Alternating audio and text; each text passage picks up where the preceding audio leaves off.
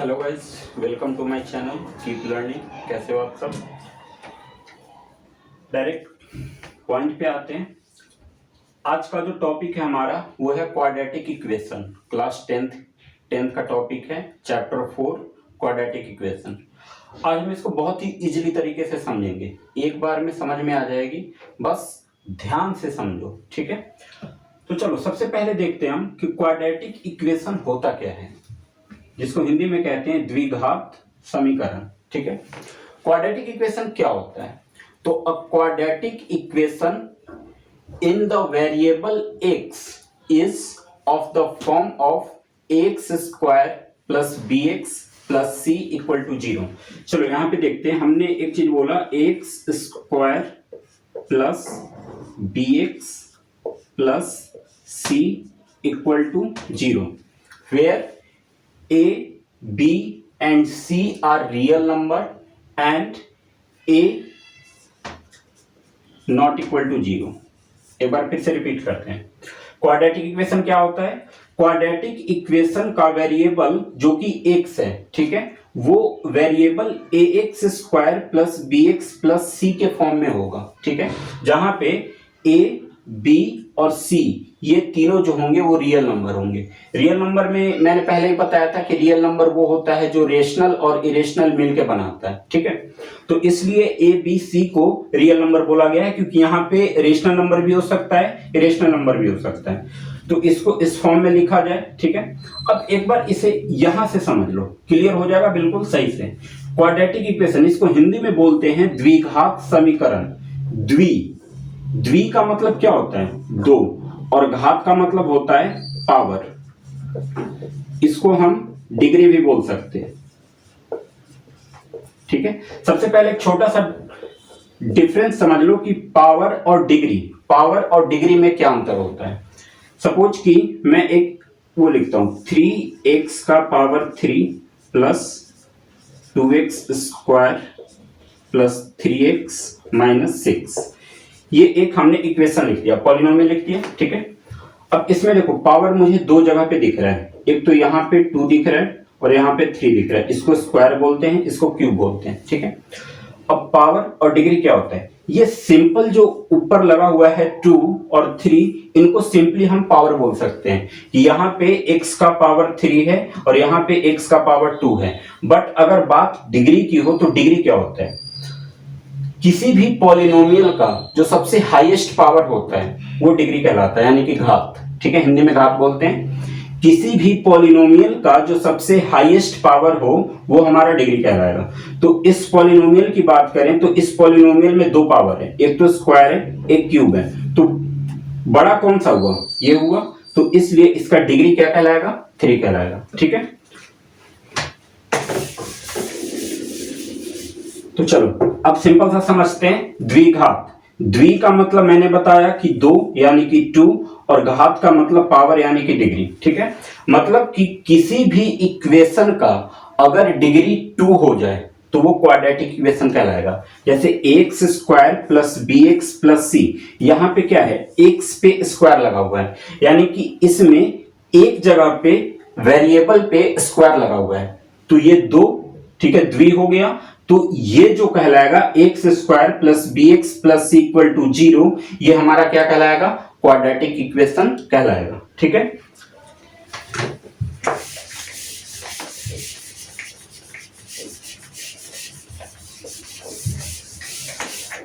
अब अगला टॉपिक है कि हम कैसे चेक करेंगे कि कोई भी इक्वेशन क्वाड्रेटिक हो।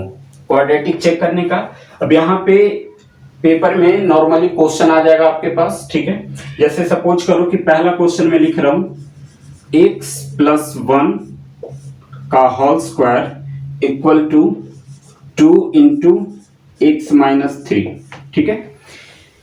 इसको हमें सोल्व करना है। सबसे पहले सोल्व करेंगे। सोल्व करने के बाद अगर ये x square plus B x plus c equal to 0 इस फॉर्म में आ गया तो ये क्वाड्रेटिक इक्वेशन कहलाएगा, ठीक है।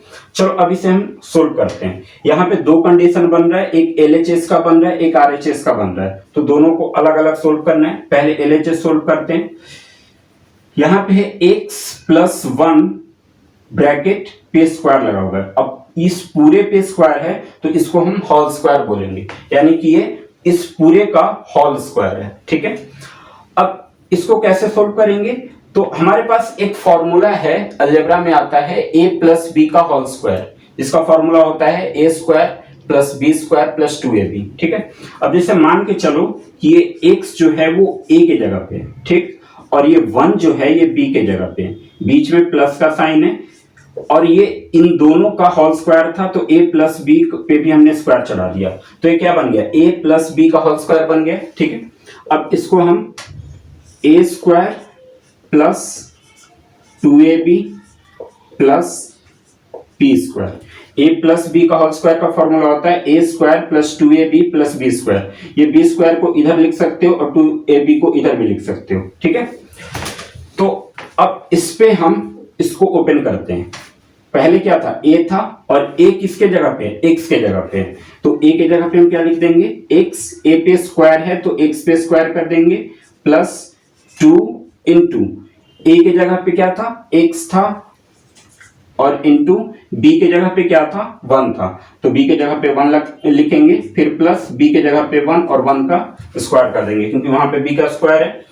तो ये हो जाएगा x स्क्वायर, 2 को 1 से मल्टीप्लाई करोगे तो 2 1 जा 2 और इंटू x 2x, और फिर 1 का स्क्वायर करेंगे तो 1 इंटू 1 1 होगा, यानी कि x square plus 2x plus 1 हो गया।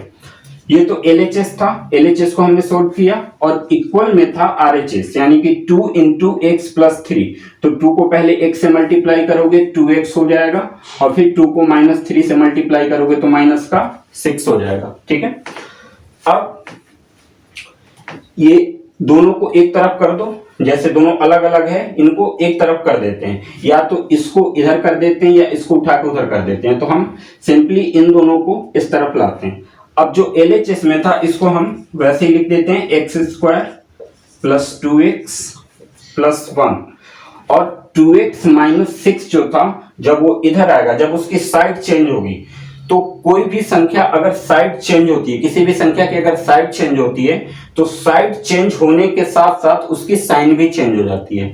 अगर संख्या प्लस में है और उसकी जब हमने साइड चेंज करी तो संख्या माइनस में आ जाएगी, अगर माइनस में संख्या है तो उसकी जब साइड चेंज होगी तो वो संख्या प्लस में आ जाएगी। ठीक है, तो 2x यहाँ पे पॉजिटिव था, तो जब इसकी साइड चेंज हुई तो इधर आके ये नेगेटिव हो गया, फिर -6 उधर पॉजिटिव था तो इधर आके ये, हाँ उधर नेगेटिव था तो इधर आके पॉजिटिव हो गया। ठीक है, इस स्टेप को मिटा देता हूं। अब देखो, x square plus 2x plus 1 minus 2x plus 6। अब यहां से अगर वेरिएबल मिलाने की बात करें तो ये x जो है, इन दोनों का वेरिएबल मिल रहा है 2x और 2x, दोनों का वेरिएबल क्या है? x और x। ठीक है, अच्छा वेरिएबल क्या होता है, थोड़ा सा पहले ये समझा देता हूं मैं कि वेरिएबल क्या होता है। जैसे मान के चलो कि 2x स्क्वायर मैंने लिखा, ठीक है, सिंपली एक चीज ले लेते हैं कि 2x स्क्वायर लिखा, जो अल्फाबेट होगा, अब यहाँ पे y भी हो सकता है, a भी हो सकता है, b भी हो सकता है, कोई भी अल्फाबेट हो सकता है, तो जो भी अल्फाबेट होते हैं वो वेरिएबल कहलाते हैं। इस अल्फाबेट को हम वेरिएबल कहेंगे, और किसी भी अल्फाबेट के साथ कोई संख्या को अगर मल्टीप्लाई किया जा रहा है, ठीक है, और किया ही जाएगा, अगर सपोज कि अगर कोई भी संख्या ना रहे तो हम सिंपली 1 को मानेंगे। ठीक है, तो मतलब कोई ना कोई नंबर इससे मल्टीप्लाई होगा ही, और जौन सा नंबर इससे मल्टीप्लाई होगा उस नंबर को हम कोएफिशिएंट कहेंगे। ठीक है, मतलब कि जो न्यूमेरिकल वैल्यू होगी वो कोएफिशिएंट कहलाएगी, और जो अल्फाबेट वैल्यू होगी वो वेरिएबल कहलाएगी। क्लियर हो गया? चलो अब यहां पे देख लो, जब भी अलजेब्रा को, जब भी किसी सिंपल इक्वेशन को हम प्लस माइनस करते हैं तो पहले हमें वेरिएबल को मिलाना पड़ता है। ये नहीं कि एक्स स्क्वायर को 2x के साथ प्लस माइनस कर दोगे, ऐसा नहीं हो पाएगा, क्योंकि इसका वेरिएबल एक्स स्क्वायर है और इसका वेरिएबल सिर्फ x है। तो वेरिएबल को मिलाओ, तो 2x और 2x ये दोनों वेरिएबल मिला, तो ये दोनों आपस में प्लस माइनस हो सकता है। अब हम देखते हैं कि प्लस माइनस कैसे होगा। 2x के पहले प्लस का साइन है और यहाँ पे 2x के पहले माइनस का साइन है। प्लस और माइनस, प्लस माइनस क्या होता है? माइनस होता है। तो 2x में से 2x को माइनस करेंगे तो क्या हो जाएगा? 0 हो जाएगा। तो ये 2x से ये 2x क्या कर देते हैं, यहीं पे कैंसिल कर देते हैं इसको। ठीक है, अब बच गया यहाँ पे एक्स स्क्वायर, यहां से +6 बचा हुआ है और यहां से +1 बचा हुआ है, तो दोनों प्लस में है और प्लस और प्लस प्लस होता है, तो 6 और 1 को प्लस कर दोगे तो 7 हो जाएगा।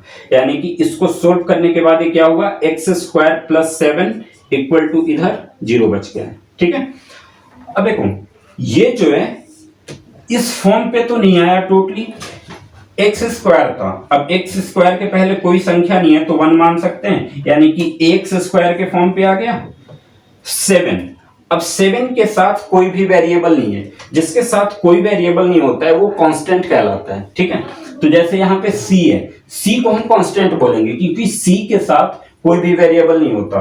तो अगर इस इक्वेशन की बात करें तो, और इस इक्वेशन को इसके साथ कंपेयर करें तो ये इक्वेशन क्या फॉर्म बना रहा है, x² और +c = 0, ये फॉर्म बना रहा है।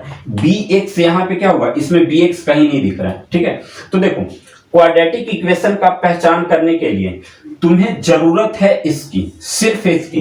मैंने क्या बोला था कि जिसका पावर 2 हो वो क्वाड्रेटिक इक्वेशन कहलाएगा। ठीक है, तो x² इस फॉर्म पे तो आ ही रहा है, ये चीज तो बना रहा है ना, यहाँ पे ये चीज बना रहा है।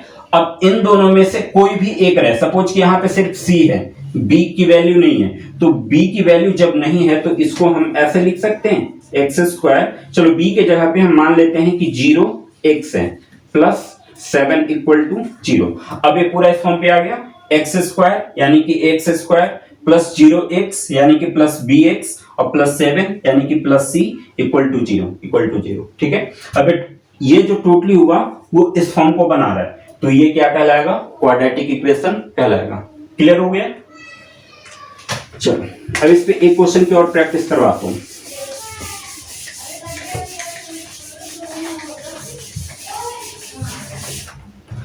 सेकेंड क्वेश्चन है x - 2 * x + 1 = x - 1 * x + 3। अब हमें इसमें यह चेक करना है कि क्या ये क्वाड्रेटिक इक्वेशन बनेगा। चलो हम सोल्व करके देखते हैं। इसमें कोई फॉर्मूला तो दिख नहीं रहा है। अब इसमें पहले एक चीज समझ लो कि x - 2 और x + 1 ये दोनों अलग अलग है। ठीक है, ये अपना अलग एक ब्रैकेट में, ये अलग एक ब्रैकेट में। अब ध्यान देना यह है कि इन दोनों ब्रैकेट के बीच में मुझे कोई साइन नहीं दिख रहा है। जब भी दो ब्रैकेट के बीच में कोई साइन ना हो तो क्या माना जाएगा, मल्टीप्लाई, यानी कि इन दोनों ब्रैकेट के बीच में क्या साइन हो जाएगा, मल्टीप्लाई का। उसी तरीके से यहाँ पे क्या होगा, मल्टीप्लाई हो जाएगा। ठीक है, मतलब कि इन दोनों को हमें क्या करना है, मल्टीप्लाई करना है। अब मल्टीप्लाई कैसे करना है, अब ये समझ लो।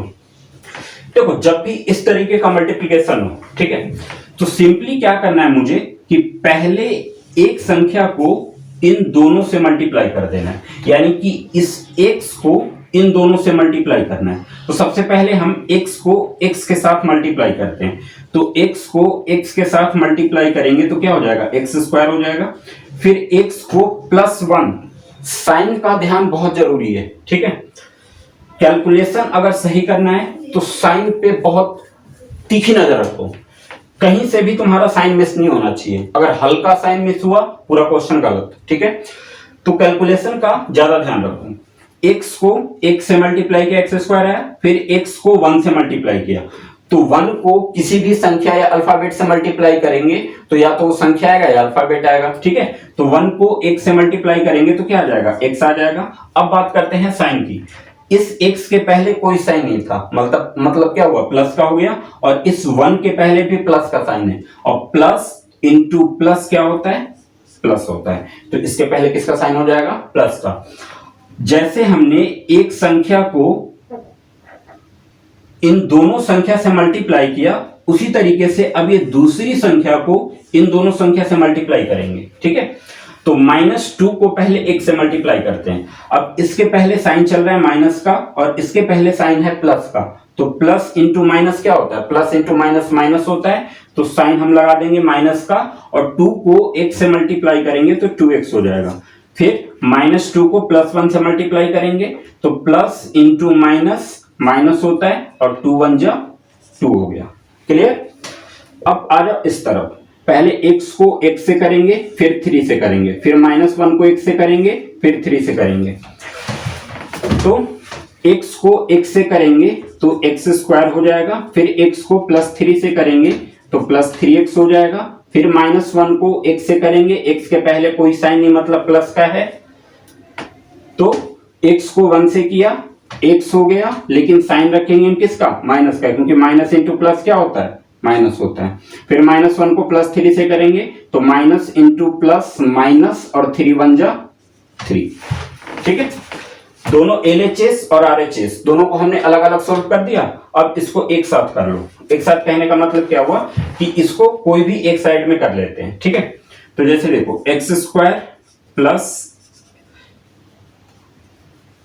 यहां पे पहले हम सोल्व कर लेते हैं इन दोनों को, क्योंकि इनका वेरिएबल मिल रहा है, ये x है और ये भी x है, इसके पहले कोई संख्या नहीं है तो 1 मान लेते हैं। ठीक है, अब जब इनका वेरिएबल मिल गया है तो प्लस माइनस देख लेते हैं, एक प्लस में है एक माइनस में, प्लस माइनस माइनस होता है। अब 2 में से 1 को माइनस करोगे तो 1 होगा और साथ में x वेरिएबल लगा दो, तो चलो x लिखो या 1x लिखो, बात बराबर है, तो सिर्फ x लिख के छोड़ देते हैं। अब साइन का देख लो, बड़ी संख्या के पहले किसका साइन है? माइनस का, इसलिए यहां पे साइन रहेगा माइनस का। अब यहां से फिर -2 लिख दिया। अब इक्वल टू, इसको इधर एक बार सोल्व कर लेते हैं, x² 3x प्लस का और x माइनस का, x के पहले कोई नंबर नहीं है तो 1 मान लेंगे, तो फिर ये प्लस का हुआ, ये माइनस का, प्लस माइनस माइनस, 3 में से 1 माइनस करेंगे 2, बड़ी संख्या के पहले प्लस का साइन है तो +2 और इंटू x 2x, फिर -3। अब एक साइड कर दो, तो x², ये x² इधर आएगा तो यहाँ पे पॉजिटिव है, इधर आके नेगेटिव हो जाएगा, फिर यहां से -x, फिर 2x जब इधर आएगा तो यहाँ पे पॉजिटिव, तो इधर आके नेगेटिव, और फिर -2, और फिर ये -3 इधर आएगा तो ये भी पॉजिटिव हो जाएगा। अब इधर कुछ नहीं बचा तो 0 मान लेते हैं। ठीक है, अब x² ये पॉजिटिव हो गया, x² ये नेगेटिव हो गया, तो क्या हो जाएगा? कैंसिल हो जाएगा, क्योंकि प्लस माइनस माइनस होता है। अब 2x माइनस का और x माइनस का, माइनस माइनस प्लस, लेकिन साइन रहेगा माइनस का, तो 2 और 1 को प्लस करेंगे तो क्या हो जाएगा? 3 इंटू x 3x, फिर 3 प्लस का और 2 माइनस का, चूंकि इनके साथ कोई वेरिएबल नहीं है, ये सिर्फ कांस्टेंट वैल्यू है, तो इनको एक साथ सोल्व कर देंगे। ठीक है, प्लस माइनस माइनस, 3 में से 2 को माइनस किया 1, बड़ी संख्या के पहले प्लस का साइन है इसलिए +1 इक्वल टू 0। अब देखो इसका सॉल्यूशन क्या आया? -3x + 1 इक्वल टू 0, और क्वाड्रेटिक इक्वेशन होने के लिए ये ax² + bx + c equal to 0 के फॉर्म होना चाहिए। पहले बताया था पहले क्वेश्चन में कि अगर ये दोनों नहीं है तो चल जाएगा, बट अगर ये नहीं रहेगा तो नहीं चलेगा। मतलब अगर x² के फॉर्म पे ही नहीं है तो क्वाड्रेटिक इक्वेशन होगा ही नहीं, तो ये क्वाड्रेटिक इक्वेशन को एग्जिस्ट नहीं करेगा। ठीक है, तो सेकंड क्वेश्चन क्वाड्रेटिक इक्वेशन नहीं होगा। क्लियर हो गया? चलो, बाकी आपके पास बुक होगा तो बुक से आप प्रैक्टिस कर लो। यहाँ पे मैं बेसिक कॉन्सेप्ट समझा दे रहा हूँ कि क्वाड्रेटिक इक्वेशन को कैसे कैसे करना है। टॉपिक को अलग अलग लेके आया हूँ, बिल्कुल क्लियरली समझाऊंगा, तो यहां से समझ लो, टॉपिक कॉन्सेप्ट समझ लो, और बुक से जितना ज्यादा हो सके क्वेश्चन की प्रैक्टिस करो। ठीक है, मैथ जब ही क्लियर तरीके से समझ में आएगी और कॉन्फिडेंस लेवल बढ़ेगा जब प्रैक्टिस ज्यादा होगी। ठीक, अब जो है कभी कभार क्या होगा कि स्टेटमेंट वाले क्वेश्चन आते हैं, ये तो सिंपल क्वेश्चन था। अब कुछ क्वेश्चन ऐसे रहेंगे जो स्टेटमेंट में रहेंगे, तो स्टेटमेंट वाले क्वेश्चन को पहले अच्छे से पढ़ के समझ के उनको इक्वेशन के फॉर्म पे लाना है, और फिर इक्वेशन के फॉर्म पे लाके फिर उसे सोल्व करना है। तो एक क्वेश्चन है, क्वेश्चन ध्यान से समझ लेना, लिखने का इतना टाइम नहीं है, तो क्वेश्चन में बोल रहा हूं उसको ध्यान से सुनना। The area of a rectangular plot is 435 metre square. The length of the plot is 1 meter less than twice the breadth. ठीक है। अब हमें इस स्टेटमेंट को सोल्व करके ये पता करना है कि क्या इसका इक्वेशन क्वाड्रेटिक इक्वेशन का फॉर्म बनाएगा या नहीं बनाएगा, ठीक है। जैसे पहले इन दोनों क्वेश्चन का हमने सोल्व करके देखा तो क्वाड्रेटिक इक्वेशन में एक में बन गया, दूसरे में नहीं बना, तो सेम इसको पहले इक्वेशन बनाएंगे, फिर इक्वेशन से पता चलेगा कि ये क्वाड्रेटिक के फॉर्म में है या नहीं है। तो पहले क्वेश्चन को देख लेते हैं। सबसे पहले कि इसमें एरिया दिया हुआ है 435 मीटर स्क्वायर, ठीक है। एक रेक्टेंगुलर प्लॉट है, एक रेक्टेंगुलर प्लॉट है जिसका एरिया ये दिया हुआ है, ठीक है। अब देखो इसमें कहा गया था कि the length of the plot is 1 metre less than twice the breadth, मतलब कि उस रेक्टेंगुलर प्लॉट की जो लेंथ है वो 1 मीटर कम है ब्रेथ के दुगने से। समझ में आया? इसकी जो लेंथ है वो ब्रेथ के दुगने से 1 मीटर कम है। तो सबसे पहले, अब दोनों में से किसी की वैल्यू तो मेरे पास है नहीं, तो सबसे पहले मुझे वैल्यू पता करना पड़ेगा। अब देखो यहां पे कंफ्यूजन होता है कि लेट किसको करें, लेंथ और ब्रेथ दोनों चीज है, किसी एक चीज को लेट करना है जब भी तो दूसरी वैल्यू निकलेगी। सपोज करो कि दो बंदे हैं, एक राम है और एक श्याम है। मैं ये कहता हूं कि श्याम की जो आयु है यानी कि श्याम की जो एज है वो राम की एज से 2 वर्ष ज्यादा है, ठीक है। तो कैसे फाइंड करोगे? तुम्हें राम की एज नहीं पता है, राम की एज तुम्हें नहीं पता है, और ये बोला जा रहा है कि श्याम की जो एज है वो राम की एज से 2 साल ज्यादा है, यानी कि 2 इयर्स ज्यादा है। तो अब मुझे लेट किसको करना है, श्याम को या राम को? श्याम की तो वैल्यू जब ही फाइंड होगी ना जब राम की वैल्यू फाइंड होगी, तो पहले हमें राम की वैल्यू फाइंड करनी पड़ेगी। तो इसलिए राम की वैल्यू को हम x लेट कर लेंगे या कुछ भी लेट कर लेंगे, ठीक है। तो सेम कंडीशन अब यहां से समझ लो कि जो लेंथ था वो ब्रेथ के दुगने से 1 मीटर कम था। अब देखो लेंथ जब तक पता नहीं चलेगा जब तक हमें ब्रेथ की वैल्यू पता नहीं चलेगी, क्योंकि लेंथ जो है वो ब्रेथ के दुगने से 1 मीटर कम है, ठीक है। तो सबसे पहले मुझे ब्रेथ की वैल्यू फाइंड करनी जरूरी है। तो हम लेट कर लेते हैं कि let breadth equal to x। Breadth को हमने क्या लेट कर लिया, x मीटर लेट कर लिया, ठीक है। तो लेंथ क्या हो जाएगा, जब ब्रेथ को हमने x मीटर लेट कर लिया तो लेंथ क्या हो जाएगा, लेंथ क्या था, ब्रेथ के दुगने से, ब्रेथ x था तो x का दुगना क्या हो जाएगा 2x, ठीक है। ये 2x हो गया, ब्रेथ के दुगने से 1 मीटर कम है, कम यानी कि हमें क्या करना होगा, माइनस करना होगा, तो -1 कर दिया, यानी कि ब्रेथ हमारा x निकल गया और लेंथ निकल गया 2x - 1, ठीक है। और दिया हुआ क्या है, एरिया दिया हुआ है। अब इसको ऐसे समझो, एरिया गिवन है, ब्रेथ निकाल लिया, लेंथ निकाल लिया, तो अब इसको इक्वेशन के फॉर्म पे कैसे लेंगे। अच्छा एरिया गिवन है, एरिया ऑफ रेक्टेंगल क्या होता है, length into breadth. Area of rectangle होता है लेंथ इनटू ब्रेथ, और लेंथ इनटू ब्रेथ की वैल्यू कितनी दी हुई है 435, क्योंकि 435 क्या है, एरिया है, और एरिया का फॉर्मूला क्या है L इंटू बी, तो L इंटू बी की वैल्यू कितनी हो जाएगी 435। अब देखो लेंथ की जगह पे लेंथ की वैल्यू पुट कर देना है जो हमने निकाला है, और ब्रेथ की जगह पे ब्रेथ की वैल्यू पुट कर देना है। तो लेंथ हमारा क्या था 2x - 1, तो लेंथ की जगह पे रख देंगे 2x - 1, इसको ब्रैकेट में कर दिया, फिर इंटू ब्रेथ की वैल्यू क्या थी x, तो ब्रेथ की जगह पे हमने लिख दिया x equal to 435।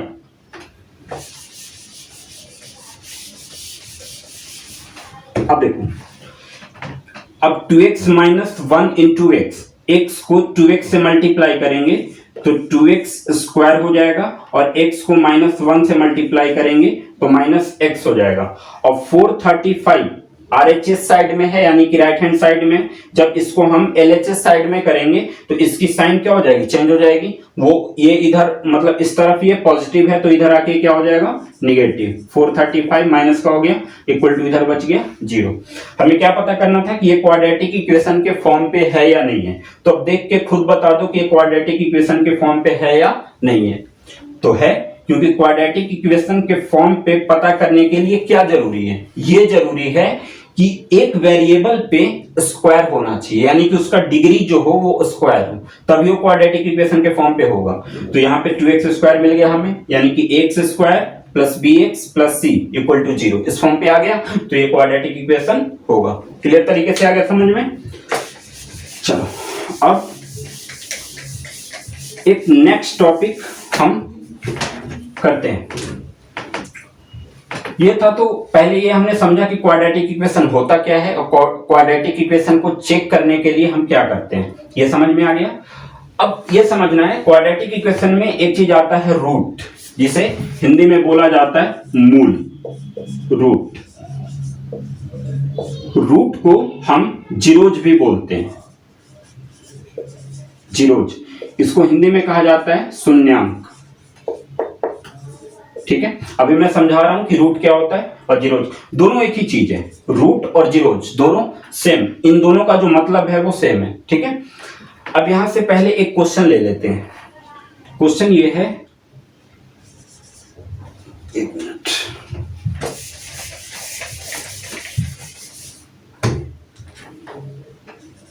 X square minus 27x plus 182 equal to 0। Starting में मैंने हार्ड क्वेश्चन लिया है। हार्ड क्वेश्चन इसलिए लिया है कि अगर हार्ड क्वेश्चन अच्छे से समझ जाओगे तो इजी क्वेश्चन तो हो ही जाएंगे। ठीक है, तो अब इसको समझना।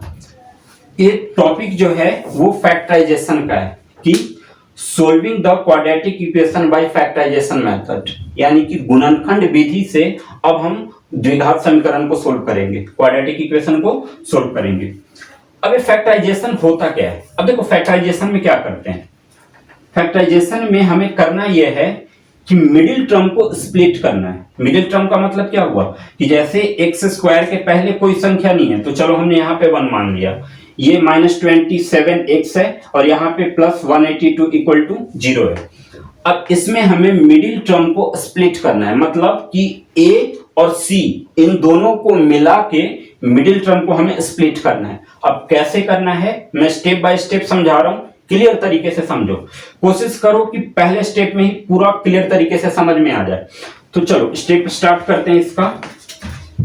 सबसे पहले हमें पहले ये देख लो, इक्वेशन एक बार ध्यान से देख लो, ये क्या कौन से फॉर्म पे आ रहा है। ये आ रहा है ax square minus bx plus c equal to 0। इसी फॉर्म पे बन रहा है ना ये, देखो। और ये फॉर्म क्या कहलाता है? क्वाड्रेटिक इक्वेशन कहलाता है, यानी कि ये जो है ये क्वाड्रेटिक के फॉर्म पे है। तो अब इसको हम, अब यहाँ पे 1 जो था वो a की वैल्यू थी, -27 b की वैल्यू थी और 182 c की वैल्यू थी। ठीक है, a की वैल्यू 1, b की वैल्यू -27 और c की वैल्यू प्लस 182। तो अब हम स्टार्ट करते हैं फैक्टराइजेशन करना। सीख लो, बहुत आगे काम देने वाला है ये। चलो, तो इसमें पहला स्टेप जो मेरा है, पहला स्टेप ये है कि a को c से मल्टीप्लाई करना है। ठीक है, a मल्टीप्लाई c। अब इसकी वैल्यू देख लो, a की जगह पे क्या है 1 है, इंटू c की जगह पे क्या है 182 है।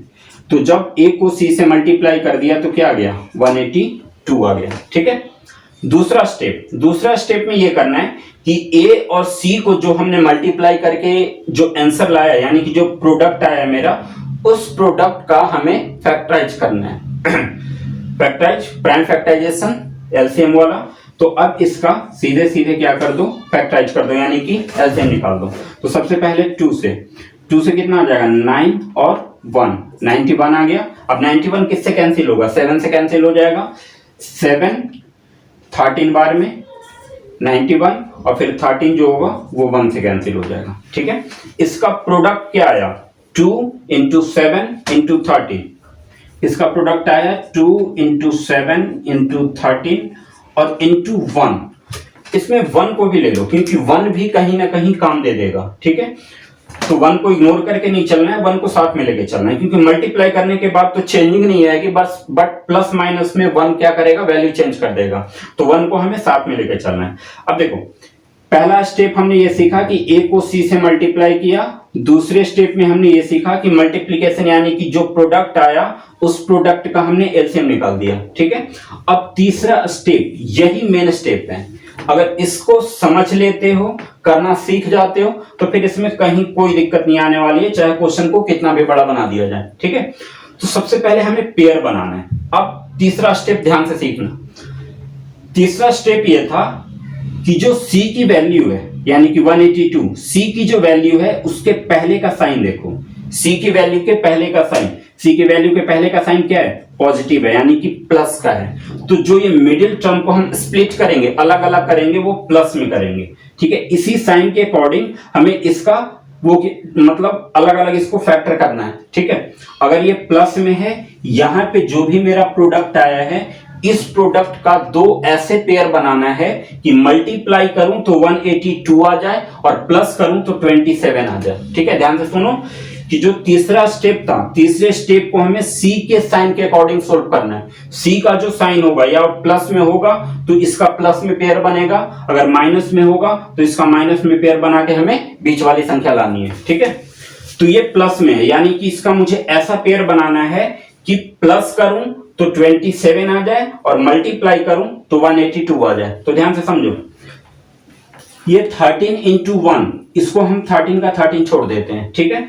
और 7 इंटू 2, 7 इंटू 2 कितना होता है, 14 होता है। और 14 को 13 से मल्टीप्लाई करोगे तो 182 आ जाएगा, और 14 और 13 को प्लस कर दोगे तो 27 आ जाएगा, ठीक है।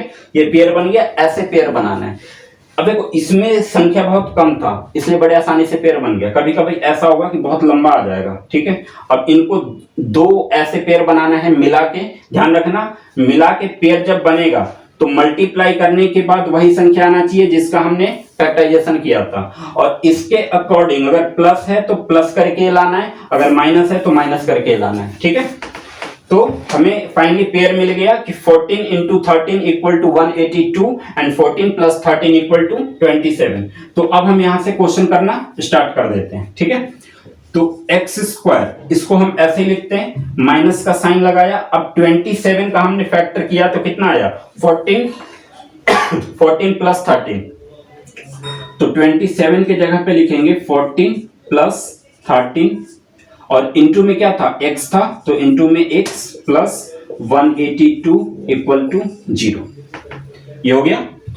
अब एक्स स्क्वायर ब्रैकेट ओपन होगा। अब ध्यान रखना कि ब्रैकेट इधर माइनस का साइन है और इधर मल्टीप्लाई में x है, तो ब्रैकेट जब ओपन होगा तो x से इन दोनों संख्या को मल्टीप्लाई किया जाएगा और ये माइनस इस इनके अंदर के साइन से मल्टीप्लाई हो जाएगा। जैसे 14 यहां पे प्लस का था और ये यहां पे माइनस है, तो माइनस इंटू प्लस क्या होता है, माइनस होता है, तो साइन यहां पे माइनस का हो जाएगा। और फिर 14 बाहर निकला, फिर 14 को हमें x से भी मल्टीप्लाई करना है, तो 14 इंटू एक्स कितना हो गया 14x, ठीक। अब नेक्स्ट माइनस इंटू प्लस, 13 के पहले साइन किसका है, प्लस का है, तो माइनस इंटू प्लस माइनस होता है, और 13 into x 13x plus 182 equal to 0, ठीक है। अब आगे, अब देखो अब क्या हुआ, मिडिल टर्म को हमने स्प्लिट कर दिया, मतलब अलग अलग कर दिया। अब यहां से दो दो पेयर बना के चलना है, मतलब कि इन दोनों को हमें एक साथ सोल्व करना है और इन दोनों को एक साथ सोल्व करना है, ठीक है। अब यहां से हमें करना क्या है, इसको ये देखना है कि इन दोनों में से कौन सी संख्या या अल्फाबेट को हम कॉमन कर सकते हैं। कॉमन का मतलब समझते हो क्या होता है, कॉमन का मतलब कि दो चीज है, दोनों अलग अलग है, या तो प्लस में होगा या माइनस में होगा, ठीक है। प्लस माइनस में ही संख्या को कॉमन लिया जाता है। तो एक्स स्क्वायर माइनस 14x, इन दोनों के बीच में रिलेशन किसका था, माइनस का था, ठीक है। तो अब यहाँ पे हम एक बार कॉमन देखते हैं, यहाँ पे क्या है, एक्स स्क्वायर है और यहाँ पे 14x है। कॉमन वो चीजें होती है जो दोनों चीज में समान हो, कॉमन हम उसको करेंगे जो दोनों में कॉमन आ रहा हो, यानी कि एक समान हो। तो यहाँ पे एक्स स्क्वायर का मतलब क्या कि यहाँ पे x दो बार है, ठीक है। और यहाँ पे 14 इंटू एक्स, तो यहाँ भी x एक बार है, तो x यहाँ भी आ रहा है और x यहाँ भी आ रहा है, तो यहाँ से हम एक x को कॉमन कर देंगे, यानी कि जो छोटा होगा उसको कॉमन निकाल देंगे। तो यहाँ से हमने क्या किया कि इन दोनों में से एक x को हमने कॉमन ले लिया, यानी कि ये x जो है वो बाहर निकल गया। अब एक्स स्क्वायर में से x तो निकल चुका है, तो एक x बचा हुआ है, फिर माइनस 14x में से x निकल चुका है, तो 14 बच गया, ठीक है। अब आ जाओ इस पे, यहां से माइनस का साइन था, माइनस का माइनस वैसे ही उतार दिया। अब ये देखो कि 13 और 182, 13x प्लस 182 में से हम क्या कॉमन कर सकते हैं। अब यहाँ x तो कॉमन होगा नहीं, क्योंकि x यहीं पे है, यहाँ पे x नहीं है, तो x को कॉमन नहीं कर सकते। तो अब क्या बचा, अब नंबर बचा 13 और 182 बचा, ठीक है, ये दोनों बचा ना। हमने यहाँ पे देख लिया कि 14 को जब 13 से हमने मल्टीप्लाई किया तो 182 आ गया, यानी कि अगर मैं यहाँ से 13 को कॉमन निकाल देता हूँ, ठीक है, तो 13x में से 13 तो कॉमन निकल गया, तो x बचा हुआ है। अब एक चीज, जब अगले स्टेप पे बढ़ोगे तो इस साइन को इस साइन के साथ जरूर देख लेना, ठीक है, क्योंकि इस फैक्टराइज का एक रूल है कि लास्ट में जो ब्रैकेट हमारा बनेगा, इन दोनों ब्रैकेट में संख्या और साइन दोनों सेम आना चाहिए। जैसे x माइनस 14 यहां पे आया, ठीक है, तो यहां भी x माइनस 14 ही आना चाहिए, तब ये फैक्टराइजेशन सही होगा। अगर यहां पे साइन या संख्या कुछ भी अलग आ जाता है इससे, तो समझ लो कि कहीं ना कहीं तुम गलती कर रहे हो, ठीक है। तो यहां पे देख लेते हैं कि इसके जैसे सेम करने के लिए अब यहाँ पे क्या करना है, हमने 13 को कॉमन निकाला। 13 को कॉमन इसलिए निकाला कि जब 13 को 14 से मल्टीप्लाई किया था तो 182 आ गया था। तो अब सपोज करो कि 182 है, ठीक है, 182 में से मैंने 13 को बाहर निकाल दिया, तो क्या बचा, सिर्फ 14 बचा ना। तो यहाँ पे हम माइनस इंटू प्लस माइनस और 13 14 जा 182, तो यहाँ पे हम लिख देंगे 14, ठीक है। अब x माइनस 14 x माइनस 14 संख्या और साइन दोनों सेम आ गया, मतलब कि हमारा फैक्टराइजेशन बिल्कुल सही है। अगला स्टेप हमें सिंपल सा करना है कि जो ब्रैकेट के बाहर है, ब्रैकेट के बाहर क्या दिख रहा है, एक x और यहां से माइनस 13, तो x माइनस 13 को एक साथ कर दो, ठीक है, ये एक साथ हो गया। और जो ब्रैकेट के अंदर था, ब्रैकेट के अंदर दो ब्रैकेट था और दोनों ब्रैकेट में सेम संख्या सेम साइन थी, तो इसलिए हम इसको एक बार लिख देंगे x माइनस 14, ठीक है। अगर इसको और आगे करना चाहते हो, चूंकि इक्वेशन के साथ जीरो चल रहा है, तो यहां से हम x माइनस 13 के इक्वल में भी जीरो लगा देंगे और फिर x माइनस 14 के इक्वल में भी जीरो लगा देंगे। तो यहां से x इक्वल टू माइनस 13 उधर जाएगा तो क्या हो जाएगा, प्लस 13, और फिर x इक्वल टू माइनस 14 उधर जाएगा तो क्या हो जाएगा, प्लस 14, यानी कि ये हमारा आ गया रूट, मूल, जीरोज, कुछ भी कह सकते हो इसे, ठीक है। ये था फैक्टराइजेशन मेथड। क्लियर तरीके से समझ में आ गया हो। चलो एक और क्वेश्चन के भी प्रैक्टिस करते हैं, जो बचा कुछ है वो भी क्लियर तरीके से आ जाएगा समझ में, ठीक है।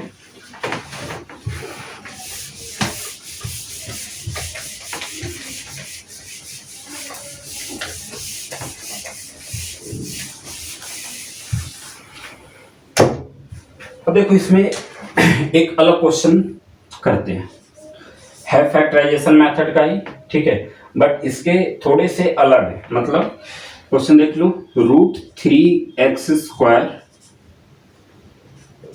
Plus 10x minus 8 root 3 equal to 0। जो हमने पहले क्वेश्चन किया था वो तो हम समझ ही गए थे, ठीक है। अब ये रूट वाला क्वेश्चन समझ लो, क्योंकि ऐसे क्वेश्चन भी एग्जाम में पूछे जाते हैं। यहाँ पे दिक्कत हमें कॉमन करने में होता है कि हम किसको कॉमन करें, तो कोशिश करूंगा ध्यान से समझाने की, एक बार समझना अच्छे से। स्टेप बाकी वही रहेगा, पहले हमें a को c से मल्टीप्लाई करना है, तो a हमारा था रूट 3 इंटू c हमारा था 8 रूट 3, ठीक है। अब रूट 3 को रूट 3 से मल्टीप्लाई किया तो क्या हो गया, 3 हो गया। जब भी रूट के अंदर सेम संख्या हो, रूट के अंदर जब सेम संख्या को मल्टीप्लाई किया जाता है तो वहां से एक संख्या बाहर आ जाता है। तो रूट 3 को रूट 3 से मल्टीप्लाई किया तो 3 हो गया, और इंटू में 8 था तो 3 इंटू 8 इक्वल टू कितना हो गया, 24, ठीक है। 24 हुआ। a को c से मल्टीप्लाई करने के बाद क्या आ गया, 24 आ गया।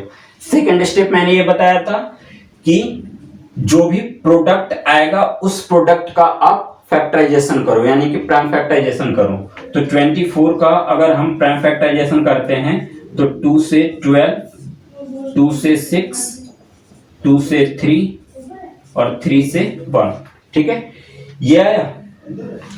हमें माइनस करके क्या लाना है, 10 लाना है। दो स्टेप के बाद तीसरा स्टेप मैंने क्या बताया था कि तीसरा स्टेप ही तुम्हारा मेन रहेगा।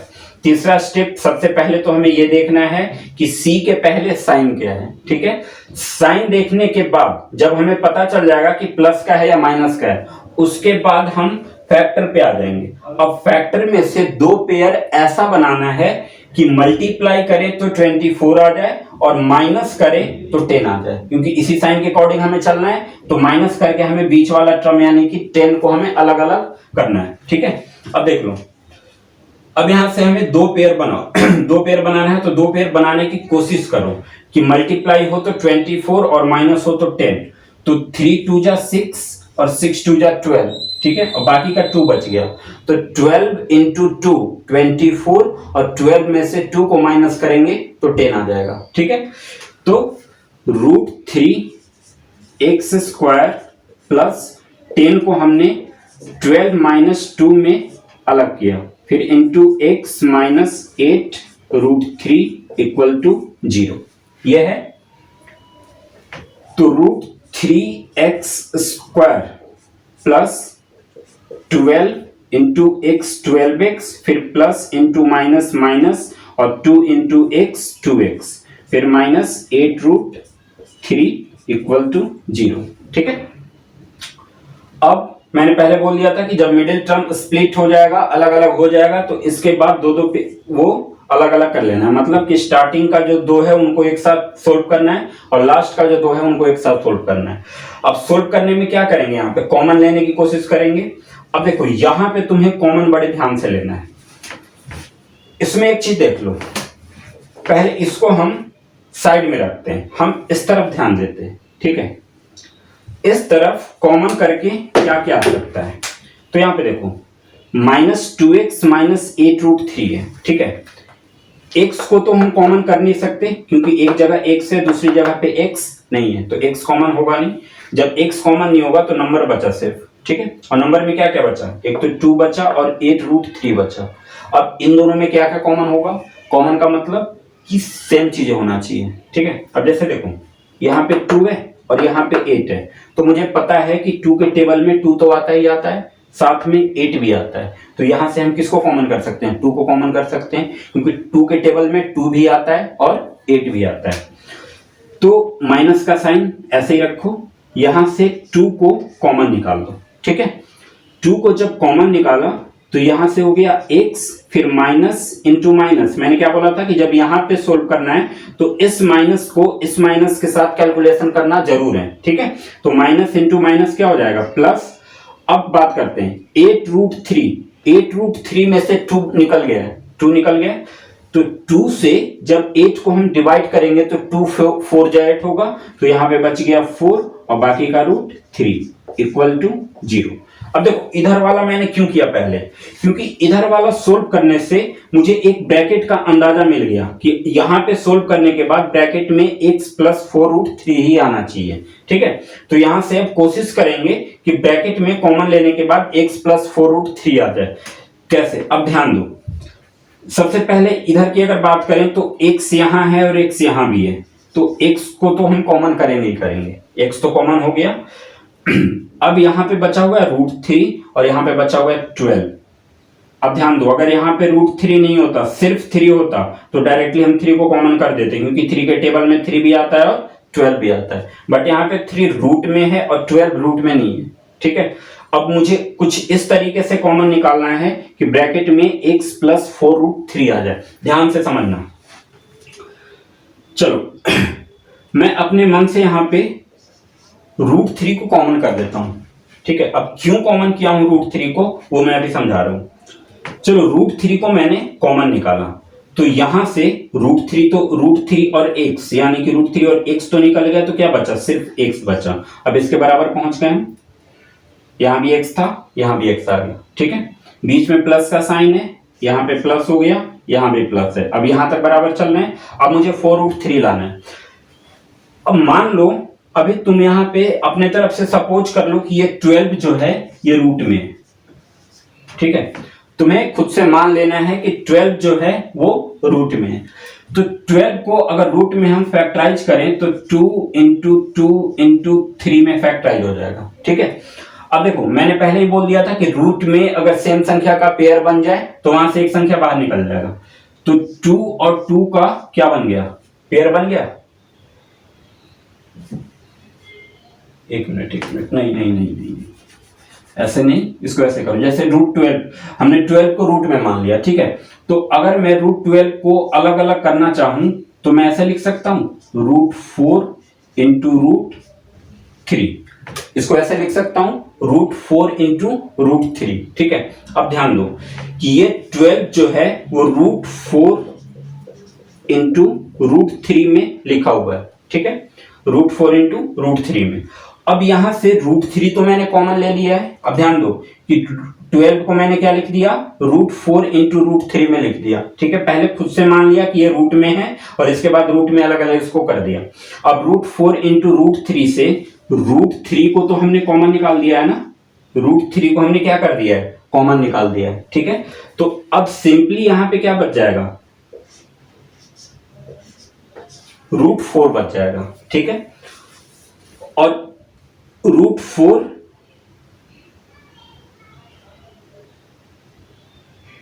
एक मिनट यहां थोड़ा सा ध्यान से समझो। ऐसे √3 और x को हमने कॉमन निकाला तो यहां से बच गया x प्लस, अब यहां से समझो 12x था, मैंने यहां पे लिख दिया 4√3 ब्रैकेट कर दिया क्लोज, ठीक है। x प्लस 4√3 और x प्लस 4√3, ठीक है। लेकिन यहां पे तो 12 था और कॉमन तो हमने √3 निकाला था, तो ये चीज कैसे हो गया, समझ में नहीं आ रहा है। अब इसको ध्यान से समझ लो, मतलब ये होना चाहिए कि अगर मैं इसको इससे मल्टीप्लाई करूं तो 12 आ जाए, यही मतलब है ना। कॉमन तो जब ही निकलेगा ना। अब चलो कॉमन निकालते समय मुझे समझ में नहीं आया, मैं कुछ सोच के यहाँ पे 4√3 लिख दिया, लेकिन मैं तुम्हें समझा रहा हूं कि 4√3 यहाँ पे परफेक्ट वैल्यू कैसे लिखा गया है, ठीक है। जाहिर सी बात है कि अगर इसमें से इसको कॉमन निकाला गया है तो जब इसको मल्टीप्लाई करेंगे तो ये आना चाहिए, ठीक है। अब ध्यान से देखो कि √3 को √3 से मल्टीप्लाई किया तो 3 आ गया, √3 इंटू √3 3, और फिर 3 को 4 से मल्टीप्लाई किया तो 12 आ गया। क्लियर हुआ। तो जब भी ये रूट वाला सवाल का जब फैक्टराइजेशन करना हो तो ऐसे इन टाइप के क्वेश्चन के लिए आपको कम से कम 4-5 क्वेश्चन की प्रैक्टिस करनी होगी। जब 4-5 क्वेश्चन की प्रैक्टिस कर लोगे तो फिर माइंड में आइडिया बनने लगेगा, खुद देखते ही तुम्हें समझ में आ जाएगा कि क्या कॉमन निकालूं। जैसे मुझे समझ में आ गया कि √3x प्लस 12x में से √3x को कॉमन निकालता हूं तो यहां पे मैं 4√3 लिख सकता हूं, और 4√3 लिखने के बाद मैंने सोल्व करके भी दिखा दिया कि यहां पे 12 आ गया, ठीक है। तो अब मामला हमारा पूरा क्या हो गया है, क्लियर हो गया है। x प्लस 4√3 और x प्लस 4√3 दोनों ब्रैकेट में वैल्यू सेम आ गई है। तो अब जो ब्रैकेट के बाहर था उसको हमने एक साथ कर दिया, √3x माइनस 2 इसको एक साथ कर दिया, और जो ब्रैकेट के अंदर सेम चीज था उसको एक बार लिख दिया, x प्लस 4√3 इक्वल टू 0। अब अगर यहां से चाहो तो दोनों तरफ 0 0 करके अलग अलग वैल्यू फाइंड कर सकते हो, जैसे पहले क्वेश्चन में किया था। तो ये था हमारा फैक्टराइजेशन मेथड कि क्वाड्रेटिक इक्वेशन को फैक्टराइजेशन मेथड से हम कैसे सोल्व करते हैं। आई होप कि सबको समझ में आ गया होगा। बाकी अगर समझ में ना आया हो, कोई डाउट रह गया हो तो क्वाड्रेटिक इक्वेशन पे अभी एक वीडियो मैं और बनाऊंगा। आज तो मैं बेसिक कॉन्सेप्ट आपको समझा रहा हूं, ठीक है। नेक्स्ट वीडियो में मैं इंपॉर्टेंट क्वेश्चन की प्रैक्टिस करवाऊंगा जो कि हमेशा हर 2-3 साल में सीबीएसई पूछती रहती है, ठीक है।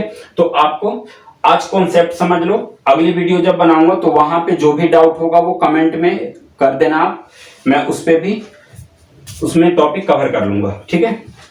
आज का अब जो तीसरा पॉइंट है इसमें वो है रूट। अभी हमने पहले समझा था रूट के बारे में, ठीक है, कि रूट क्या होता है। रूट और जीरोज मैंने बता दिया था कि दोनों सेम चीज होती है, कि जब भी एक क्वाड्रेटिक इक्वेशन का हम फैक्टराइजेशन करते हैं, फैक्टराइजेशन करने के बाद जो लास्ट में 2 ब्रैकेट आ जाता है जहां से 2 वैल्यू निकाला था, उन दोनों वैल्यूज को हम रूट कहते हैं, यानी कि मूल, ठीक है। अब एक सबसे इंपॉर्टेंट टॉपिक है इसमें, नेचर ऑफ रूट, मूल की प्रकृति। नेचर ऑफ रूट क्या होता है। अब देखो नेचर ऑफ रूट, इसको समझने के लिए पहले मैं एक क्वेश्चन लेता हूं।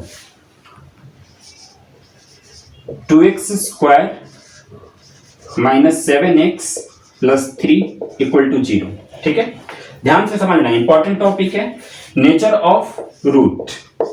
अब देखो, इस टॉपिक को समझने के लिए हम एक एग्जाम्पल के थ्रू इस टॉपिक को समझते हैं। ठीक है, अब ये 2x² - 7x + 3 = 0, यानी कि ये x² - bx + c के फॉर्म पे है।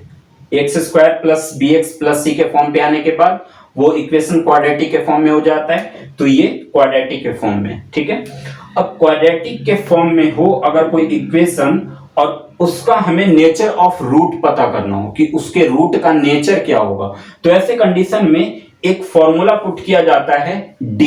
ठीक है, जिसको हम डिस्क्रिमिनेंट बोलते हैं। ठीक है, d से शो किया जाता है उसको। d का फॉर्मूला होता है b² - 4ac। ध्यान से समझना कि नेचर ऑफ रूट फाइंड करने के लिए तुम्हें एक d का फॉर्मूला पुट करना होगा। इस फॉर्मूले से हम नेचर ऑफ रूट फाइंड करेंगे। d = होता है b² - 4ac। अब b क्या होगा, a क्या होगा, c क्या होगा, ये इक्वेशन में सब चीज मिल जाएगा। पहली वैल्यू a की मान थी, दूसरी b की और तीसरी c की। ठीक है, तो a b c सब हमें यहीं पे दिख रहा है। अब डायरेक्टली हम फॉर्मूले पे इनकी वैल्यू को पुट कर देते हैं। पहले है b²।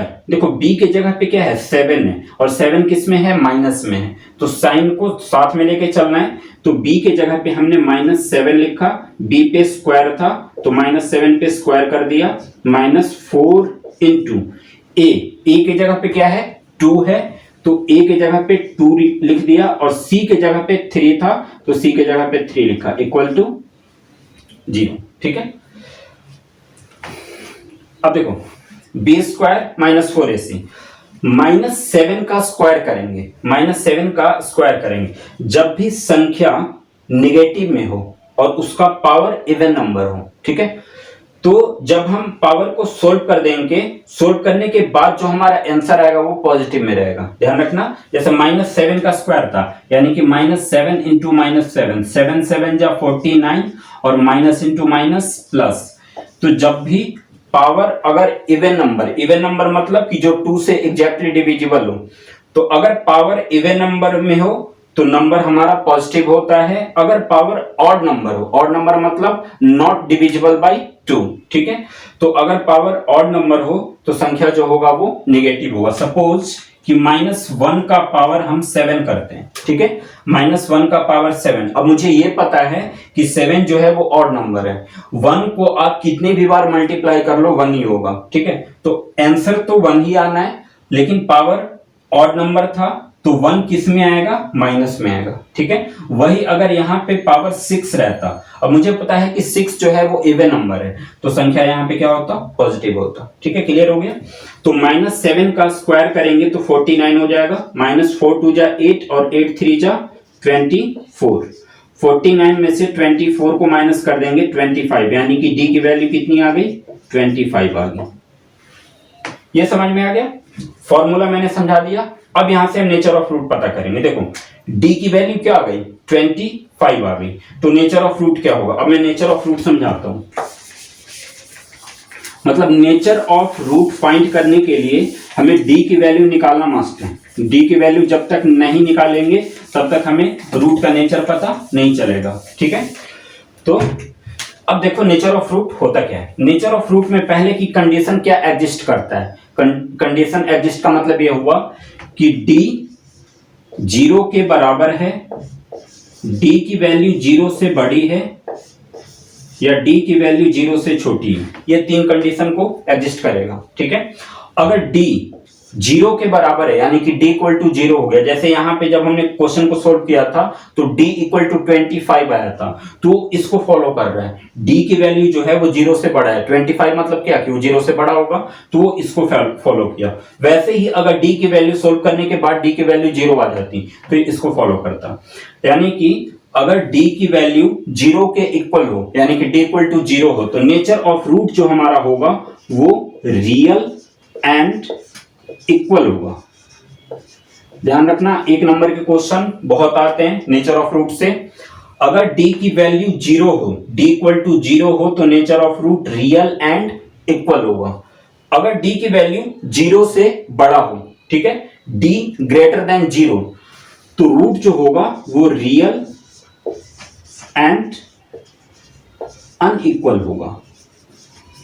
ठीक है, d की वैल्यू जब 0 से बड़ा हो जाए तो नेचर ऑफ रूट जो होगा वो रियल एंड अनइक्वल होगा। लेकिन अगर d की वैल्यू 0 से छोटी हो, छोटी का मतलब क्या, कि वो नेगेटिव में चला जाएगा। d की वैल्यू सपोज करो -4 हो गया, -8 हो गया, यानी कि d की वैल्यू अगर नेगेटिव में आ जाए, 0 से छोटा हो जाए, तो ऐसे कंडीशन में रूट जो होता है वो नॉट एग्जिस्ट होता है, मतलब कि रूट पॉसिबल नहीं होता है। ठीक है, तो ये था हमारा नेचर ऑफ रूट।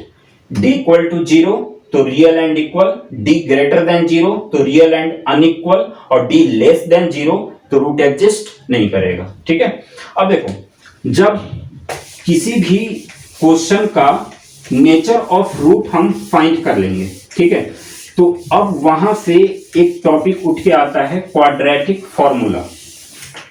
जैसे सबसे पहले हमने क्वाड्रेटिक इक्वेशन को फैक्टराइजेशन मेथड से सॉल्व करना सीखा, अब सेकेंड पॉइंट आएगा क्वाड्रेटिक फॉर्मूला।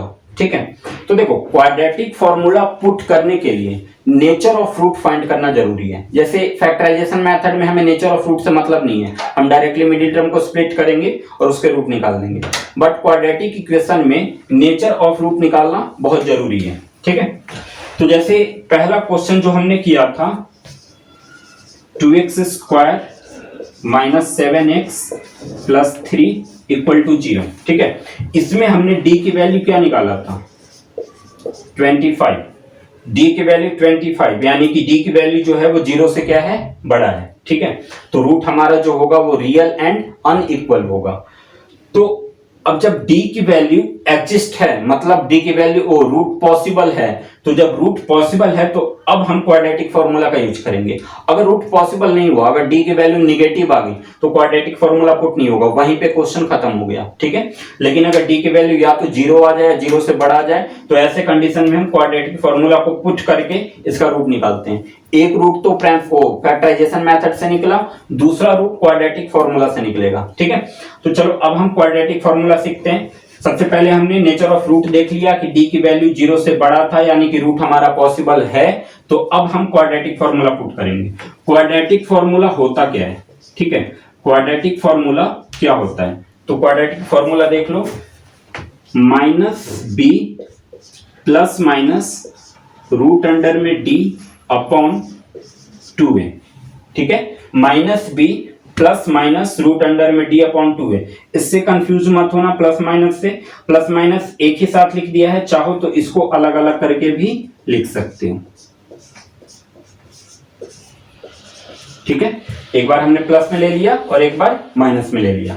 अब सेम टू सेम इसमें हम वो पुट कर देते हैं क्वेश्चन से, -b, सबसे पहले कि b की वैल्यू 7 और b की वैल्यू 7 जो है वो नेगेटिव में है, और यहाँ पे b भी जो है वो नेगेटिव में है, तो ये माइनस तो रहेगा ही रहेगा, लेकिन b की वैल्यू भी माइनस में रहेगी। तो ये -7 हो गया, प्लस रूट अंडर में d का मान कितना था 25 अपॉन 2 इंटू a की जगह पे क्या है 2 है, तो 2 इंटू 2।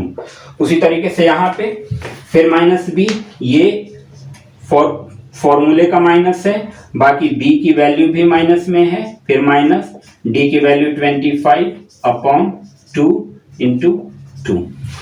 ठीक, माइनस इंटू माइनस क्या हो जाएगा प्लस, यानी कि 7 अब किस में आ गया पॉजिटिव, और प्लस 25 रूट में, 25 कौन सी संख्या का स्क्वायर होता है 5 का, तो 25 को जब रूट से बाहर निकालेंगे तो क्या निकलेगा 5 बाहर निकलेगा, तो 7 प्लस 5 अपॉन में 2 जा कितना हो गया 4।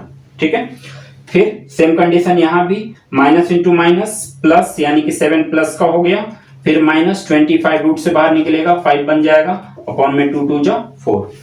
तो 7 प्लस 5, 7 और 5 को प्लस करोगे 12 हो जाएगा, अपॉन में 4 था तो 4, और 4 से 12 3 बार में कट गया, यानी कि एक रूट हमारा क्या आ गया 3 आ गया। सेकंड की बात करें तो 7 में से 5 को माइनस करेंगे तो 2 आएगा। ठीक है, और नीचे क्या है 4, तो 2 अपॉन 4, और 2 से 4 2 बार में कट गया, ऊपर 1 बचा, तो दूसरा हमारा 1/4 2 हो जाएगा, यानी कि ये इसके 2 रूट निकल गए। ठीक है, अब रूट देखो, इक्वेशन के अकॉर्डिंग रूट निकलेगा। क्वाड्रेटिक की बात हो रही थी, क्वाड्रेटिक का मतलब कि जिसकी डिग्री 2 हो, तो क्वाड्रेटिक में हमेशा 2 रूट निकलेगा। वही अगर यहाँ पे क्यूबिक इक्वेशन होता, क्यूबिक पॉलिनोमियल होता, तो यहां से 3 रूट निकलते हैं। ठीक है, बट एक क्वाड्रेटिक है, तो क्वाड्रेटिक में क्वेश्चन चाहे कुछ भी हो, लास्ट में आंसर हमारा 2 ही आना है, मतलब 2 रूट अलग अलग आएंगे। ठीक है, तो ये था क्वाड्रेटिक इक्वेशन, वो क्वाड्रेटिक फॉर्मूला। ये समझ लो कि क्वाड्रेटिक फॉर्मूला पुट करने के लिए नेचर ऑफ रूट फाइंड करना सबसे ज्यादा जरूरी है। ठीक है,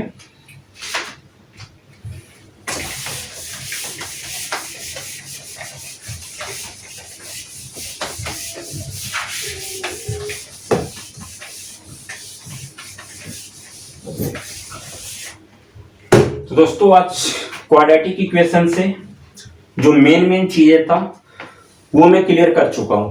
क्वाड्रेटिक इक्वेशन में एक चीज और है, कंप्लीटिंग द स्क्वायर, यानी कि कंप्लीटिंग द स्क्वायर मेथड।